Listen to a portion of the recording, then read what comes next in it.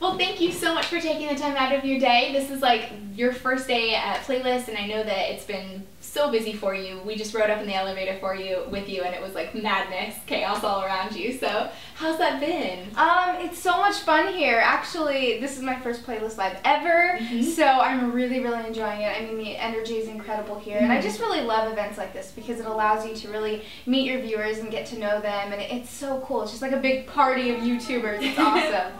So let's talk a little bit about like your early YouTube days, because I know you've been doing this for a while now. Yeah. I love that reaction. I love that everyone reacts that way. But what was sort of your inspiration? Like, why did you want to start YouTubing? Well, I was 13 at the time, and I was being bullied a lot, especially it was actually happening by people who were really close to me, so it kind of hurt even more than opposed to than just getting bullied by a stranger. This is someone that I actually trusted, so it kind of really affected me a lot. So at the time, like, I didn't want to go anywhere. I wanted to stay in the house all the time. I didn't really, have any hobbies, and I was just, staying in my bed, just kind of depressed a little bit. And then I just went onto YouTube and I discovered like the beauty fashion community. And it's funny because I was never really into fashion or beauty, but it was just cool for me to watch, girls my age talk about all this different stuff that they loved. And I just found it really interesting. And I actually always wanted to make YouTube videos, but I just never knew what I wanted to make them about. So I was like, this is perfect. So I started to film like little videos on my cell phone, but I'd never post them. I just pretended like, oh, I'm a beauty guru. So those never saw the light of day ever. No one will ever see those. I don't even know where they are. But eventually I filmed like my first real video. I just got like my parents' old camcorder, and then I just stacked a bunch of books on top of each other because I didn't have a tripod. I didn't have lighting. So that was my first video, and I didn't want anyone to know that I was filming, like my family. So I'd wait until like, my sister was gone or my parents were in the shower. Actually, my mom did know, but my dad didn't. So it's like, oh no, I don't want them to find out. So I was like whispering in my first video. It's so embarrassing. I want to take it down, but everybody's like, Bethany, just leave it, because that's where it started. So and it shows the evolution of like everything that you've gone through and how I mean, I've learned a lot, not just about like editing and stuff like that, but also just I've kind of found myself and my personal style through being on YouTube. And when I started, I did not know how to edit a video for the life of me, and I kind of just taught myself on iMovie. And I've had my fashion disasters, and I'm still trying to figure out my style. So I guess I kind of, grew up a little bit on YouTube, which I think is kind of cool for people to see. Absolutely. And how did like posting videos affect sort of like the development of your personality, like during those young age like years and everything? Well, the thing is growing up I was always really shy. Yeah. Everyone knew me as this girl who never spoke. Some people just thought I couldn't speak at all. And so when people found out about this YouTube channel, a lot of them didn't even believe it was me, like people who knew me personally. Because even like my close family members I never spoke that much to. And YouTube has really, had me get out of my shell, and I'm not afraid to speak in front of crowds and stuff like that. So it's a complete difference from when I started, when I was so shy and kind of a little bit more closed, and now I'm just like open. And how did you start figuring out like what type of fashion and beauty content you wanted to make?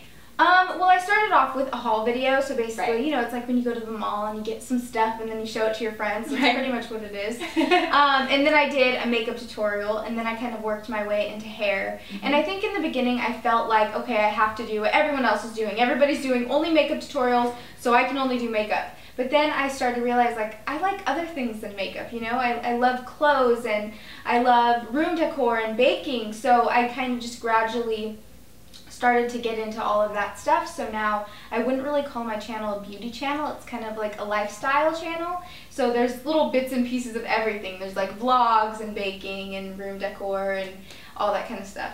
And in terms of like keeping up with everything you have going on, sort of how do you handle all of that now and like, continue creating videos? It's a little difficult because I edit all of my videos myself still, and the editing has gotten a little bit harder throughout the years than my first video for sure, because there's like effects and music and all this stuff that goes into it.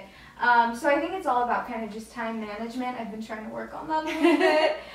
Just trying to balance everything is kind of difficult, but I think, as long as you dedicate yourself to it, then it'll work out. Yeah, and so tell us about some of like super exciting things that you've had go on, like the Aeropostale. Yeah, yeah, actually I always wanted to be a clothing designer when I was younger. it's always been a dream of mine, and when I found out that we were going to do, actually, when I got the phone call that we were going to have a clothing line with Aero, they said, they want to launch a holiday line. And I was like, okay, like holiday of next year, because I got this call, I think it was like October of last year. So I was like, okay, they want to do it, holiday next year. And they're like, no, they want to do it this year. I'm like, okay, that's pretty fast. So it happened so quickly, and we already launched first and second part of spring, and now the summer clothing collection's coming out, and I love everything in it. I'm really excited. So the fact that like everything happened so quickly, and now I have the ability to, if I have something in my mind, like an idea, I can actually see it come to life, which is just incredible. Absolutely. And so tell us a little bit about the process of like being a designer and like taking on that role kind of. It's really cool. I always want to know what it was like, and there's definitely a lot that goes into it, a lot of thought. Yeah. Trying to make things unique and trying to make things different, and also, we plan ahead, so you have to make sure that people are still going to want to get it months from now, Right. So it definitely takes a lot of thought, but it is really fun, just getting to pick different patterns and basically any style that I love, even if it's never been done before, we can do it. And I think that that's just really cool. And do you go in there like prepared with inspiration and ideas? Is that kind of how you approach those meetings? Well, I work with a style team. So basically, there's about a few girls, and I just go in there and we talk about all the different ideas for the line. So something that I like to do is I'll go on Pinterest, or I'll just create these mood boards of all the stuff that I'm loving, whether it's a style of a shirt or a pattern or a color or a texture, and then I just show them everything, kind of present it, and then we just talk about each little detail, like, oh, what do you like about that? What do you like about this? And that's kind of how the clothes are developed. So in terms of getting inspiration for your DIY videos and all that kind of stuff, where does all that come from? Well, basically I just try to keep an open mind, so anywhere I am, I just try to find inspiration, whether it be through magazines. I get magazines all the time. I'll just go to the store,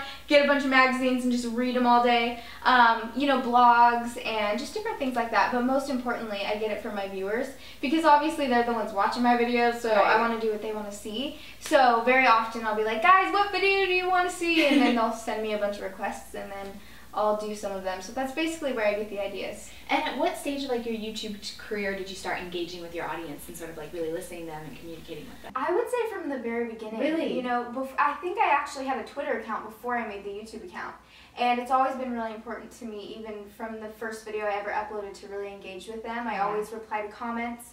And whenever I upload a new video, I go on Twitter and I reply to their tweets. And I love doing follow sprees. Those are my favorite. I just follow a bunch of people. And sometimes I do surprise follow sprees where I don't say I'm doing one. I just randomly follow people. And their reactions are the best. They're like, wait, what just happened? I didn't even ask her to follow me. So it's really fun just getting, to connect with them. I think it's great. Absolutely. And in terms of kind of what you have coming up next, do you always have projects in the works? Well, there's a lot more videos coming out soon. I'm really excited for spring and summer because I love spring and summer videos, poolside, stuff like that.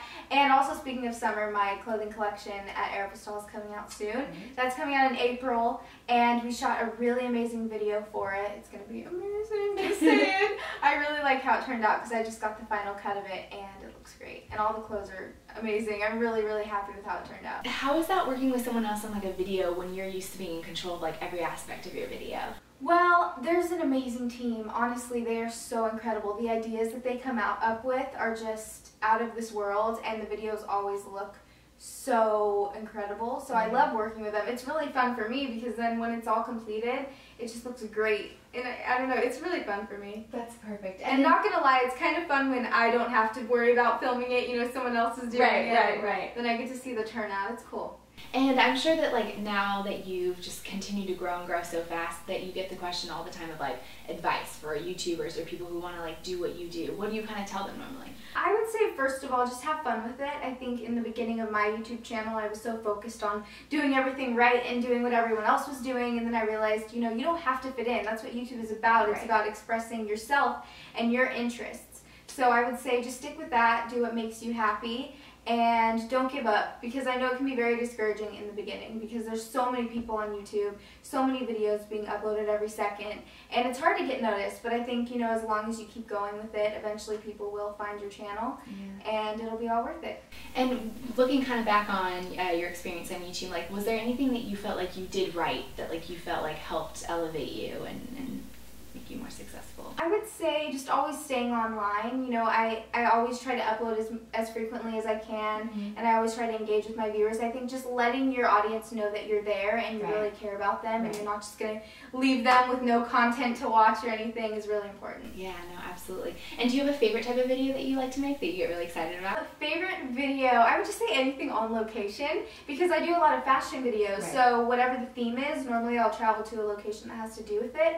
So speaking of summer, like if I did underwater makeup, I'd film it at the pool or the beach, and that's just fun for me because it's like, oh, I'm just going to the beach, but I'm also filming a video for my YouTube channel. Like, that's my favorite, is when I get to travel and kind of go to different little sites for the video. And then in terms of like working with other people, like do you like that process of things as well? Like collaborating? Like collaborating. I haven't done many collabs actually, and I really want to do some. Actually, one challenge that I'm dying to do is the smoothie challenge. I really want to do that for a collab, so hopefully that will happen sometime. And so that's something you're always like open to and looking for, is like future collaborations. Yeah, and I think that that's important for, you know, people starting in YouTube as well. It's really great when two people can bring their audiences together, and it just helps both people grow, which is great. And I think the audience enjoys it too, you know, seeing two of their favorite YouTubers interact. Yeah, absolutely. And then do you ever see yourself like moving away from YouTube and going to traditional media more? To be completely honest, I see myself doing YouTube as long as possible. That's awesome. I mean, I genuinely love it, and what I love most about YouTube is that you really have control over it. It's all in your hands. Whatever you want to do with it, there's no one telling you, you know, this is what you have to do, this is how you have to edit it, this is what you have to say. You know, it's all you and your creative input, which I think is most important. Right. Awesome. Thank you so much. That's such a great interview. Thank you very much. Thank you.